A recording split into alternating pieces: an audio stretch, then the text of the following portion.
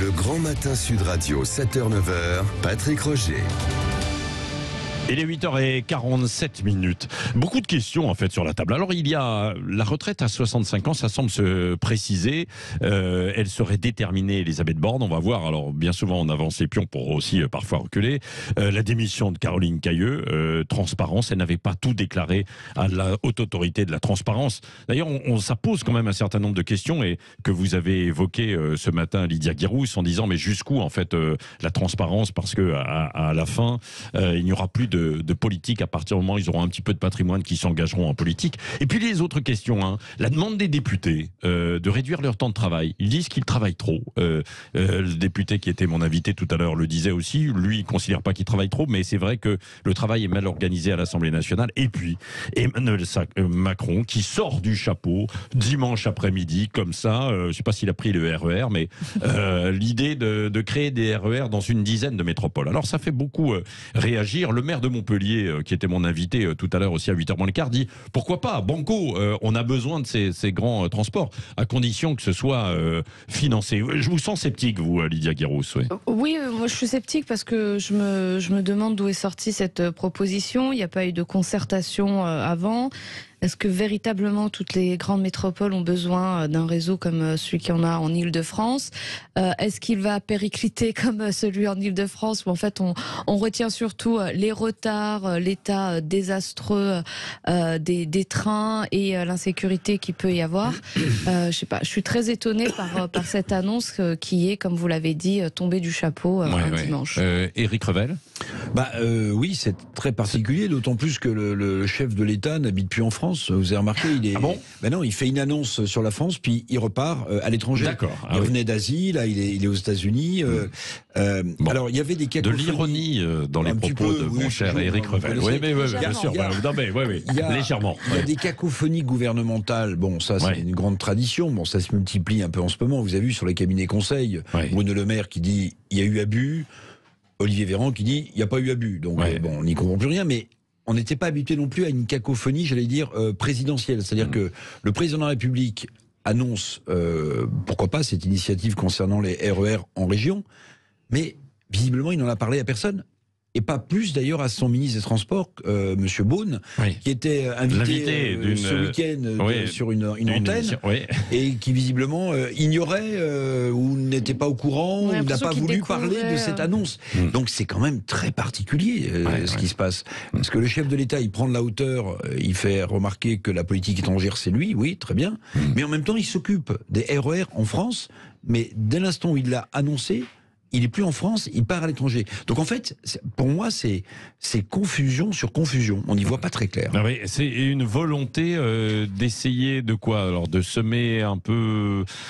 Pas la zizanie, mais pour éviter en fait d'autres débats, on sort une idée du chapeau, quoi. C'était la technique de certains politiques, Lydia Guirousse. Non, mais certains qui disaient oh là là, il y a des petites choses qui vont pas là, on sort une idée du chapeau et puis comme ça va faire débattre, quoi. Ça va occuper un peu. Ça occupe les politiques, ça occupe exactement, ça occupe les journalistes également. On en débat sur les plateaux télé et radio. Ça permet aussi de tester l'idée, savoir comment elle sera reçue. Et pendant ce temps, on ne parle pas d'autres sujets comme le prix du carburant et l'inflation qui continue d'augmenter. Bon, c'est une technique. Le prix du carburant baisse au passage. Oui, baisse, mais il reste quand même très élevé. Il a tellement augmenté que ça reste extrêmement élevé et ça devient de plus en plus difficile à supporter pour beaucoup de ménages français.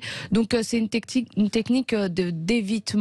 Voilà, on donne un os à ronger, on débat et puis on verra si c'est à peu près accepté dans l'opinion. Parce que c'est vrai que sur le principe, pourquoi pas, quoi. Ici, ce que disent d'ailleurs beaucoup d'auditeurs, parce que bien sûr. Non, mais je pose la question ce matin sur les réseaux sociaux et vous me dites globalement, ce n'est pas prioritaire parce que on a déjà quand même des réseaux de transport en commun assez conséquents dans les grandes métropoles.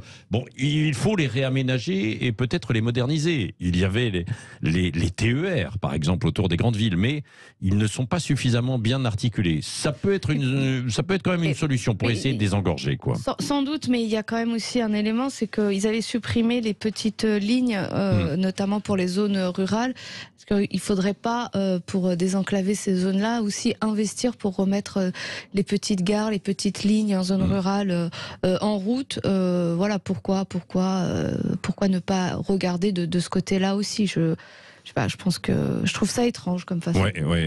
Étrange façon de procéder, en fait, dites-vous. Est-ce que les députés travaillent trop? Écoutez, Éric Revel. Je pense que avec ce que les Français connaissent aujourd'hui, c'est-à-dire crise du pouvoir d'achat, inflation, chômage pour un certain nombre d'entre eux, entendre des députés se plaindre alors qu'ils ont quand même des émoluments assez confortables, je pense pas que ce soit très audible. Vous voyez, là, je suis de nouveau un peu sarcastique et cynique. Je pense pas que ce soit très audible pour le commun des mortels français dont nous faisons tous partie.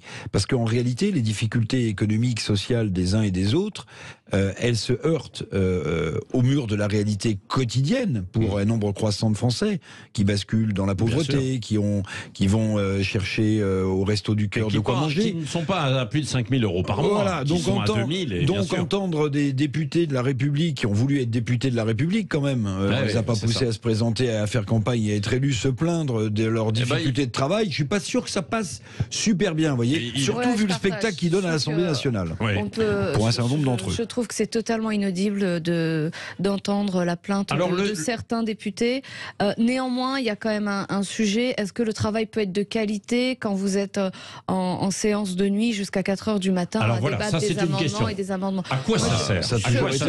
Les journées ne sont pas suffisamment longues pour pouvoir... Ou les groupes font peut-être de l'obstruction et multiplient les amendements souvent inutiles qui n'ont vocation qu'à bloquer l'avancée d'un projet ou d'une proposition. Mais vous avez aussi des principes législatifs dont le fonctionnement de l'Assemblée nationale s'honore depuis des années. Par exemple, la niche fiscale dont on a beaucoup parlé de la NUPES. Il faut savoir qu'une niche fiscale... La niche en fait. Pas la fiscale, pardon, la niche parlementaire. Vous êtes obsédé par les fiscalités. La niche parlementaire, vous avez raison, elle est discutable jusqu'à minuit.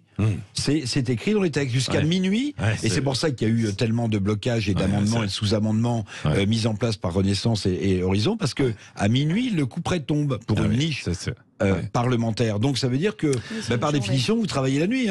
Luc est avec nous, 0826 300 300. On terminera avec Luc. Bonjour Luc. Bonjour. Comment allez-vous? Écoutez, bien. Et vous voulez réagir? Réagissez sur justement cette question des députés qui veulent réduire leur temps de travail ou mieux organiser. Oui, je préfère ça, mieux organiser, bien évidemment. On veut tous effectivement travailler dans la joie, la bonne humeur et la décontraction. Mais effectivement, réduire le temps de travail. Alors d'une part, c'est quelque chose qu'ils ont choisi. On ne peut pas non plus effectivement comparer leur travail, même s'il est difficile et qui demande beaucoup de concentration. On peut quand même pas comparer ce travail avec quelqu'un qui manie le marteau-piqueur toute la journée. Il y a aussi des compensations. Je pense que leur vie est relativement facile entre guillemets, dans la mesure où ils ont beaucoup d'aide, ils ont beaucoup de la possibilité d'avoir pas mal de collaborateurs. Tout ce qui est déplacement, défraiement, tout ça leur est remboursé, leur est payé ou est gratuit. Donc je ne pense pas que ce soit des conditions qui soient vraiment extrêmement difficiles. Alors par contre, effectivement, qu'ils aient une responsabilité, je dirais importante vis-à-vis des Français, ça c'est évident. C'est évident. Bon, je ne sais pas s'ils l'assument toujours, mais c'est évident. Réduire.